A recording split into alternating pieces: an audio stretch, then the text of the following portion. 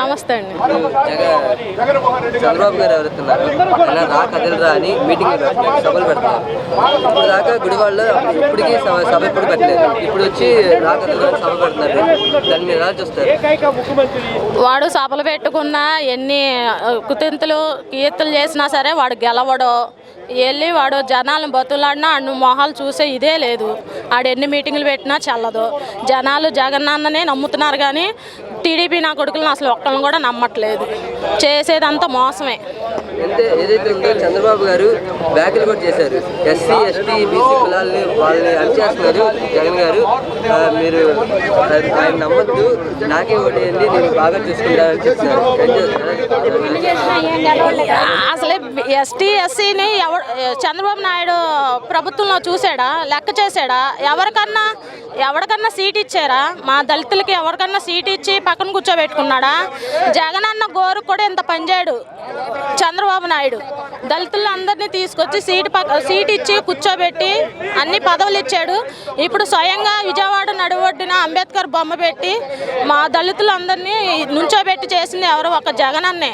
కానీ చంద్రబాబు నాయుడు చేసేది వాడు వేస్ట్ క్యాండిడేట్. అసలుకి ఆడెప్పుడో ఇదైపోయాడు.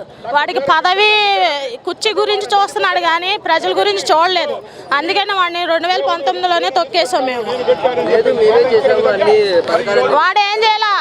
బల్బు కనిపెట్టాను అన్నాడు. వాడు కనిపెట్టాడా? రాజధానులు చేశాడు. ఏం చేశాడు వాడు? 14 సంవత్సరాలు పరిపాలించాడు. వాడు ఏం చేశాడు? దళితులకి ఏం చేశాడు? ఏమీ చేయలేదు వాడు. మరి 2019లో ఎలక్షన్కి వచ్చి జాబులు ఇస్తాము, మొబైల్ ఇస్తాము, అవి ఇస్తాము అని అన్నారు. ఏమి ఇచ్చాడు వాడు? ఆడవాళ్ళకి ఏమన్నా చూశాడు వాడు? వాడు వచ్చినాక వాడాడు కమ్మ కమ్మ కమ్మ సామ్రాజ్యాన్ని ఆడు ఇది చేసుకున్నాడు కానీ దళితులకి ఇంత కూడా ఏమీ చేయలేదు వాడికి మేము నమ్మము అసలుకే. వాడు ఎన్ని ఇది చేసిన వాళ్ళ కొడుకురా అని ఎవడన్నా పార్టీలో పవన్ కళ్యాణ్ చేసుకున్నా ఐక్యంగా ఉన్నా సరే జగనే గెలుస్తాడు. ఈరోజు ఆంధ్ర రాష్ట్రంలో ఒక నూతన సంవత్సరం, నూతన యుగానికి నాంది పలికింది. 125 అడుగుల విగ్రహాన్ని డాక్టర్ బిఆర్ అంబేద్కర్, ఈ దేశానికి చరిత్ర, ఈ దేశానికి దిశానిర్దేశం ఇచ్చిన నాయకుడు డాక్టర్ బిఆర్ అంబేద్కర్ ఒక క్రైస్తవ దళిత నాయకుడిగా I'm challenging any other parties. మీరు చేయగలరా? ఈ విగ్రహం చూడండి, అమూల్యమైన ఈ విగ్రహాన్ని స్థాపించగలిగిన ఒకే ఒక నాయకుడు డాక్టర్ బిఆర్ అంబేద్కర్. ప్రతి జిల్లాలో 100 అడుగులు బొమ్మ రాబోతుంది. Are you ready? Jagan is next CM. MRPS ఎంఎల్స్ మాదిగ కమ్యూనిటీ తరఫున వీఆర్ స్ట్రాంగ్ విత్ ఇట్. ఎవ్వరు మార్చలేరు మా ఓట్ని. ఎవరు వచ్చినా కానీ మేము డాక్టర్ బిఆర్ అంబేద్కర్ తరఫున జగన్ గారిని మళ్ళీ సీఎంగా చూడబోతున్నాం. Is our next CM. అంతే. ఎవరు కాంప్రమైజ్ అవ్వము, ఎవరు కూడా వెనక్కి అడుగేయము.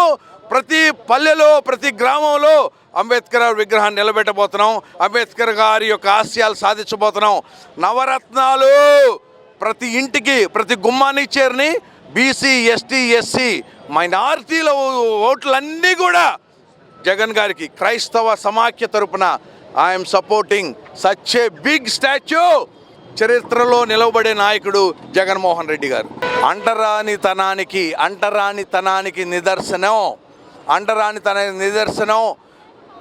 నిదర్శనానికి ఒకే ఒక నాయకుడు చంద్రబాబు నాయుడు.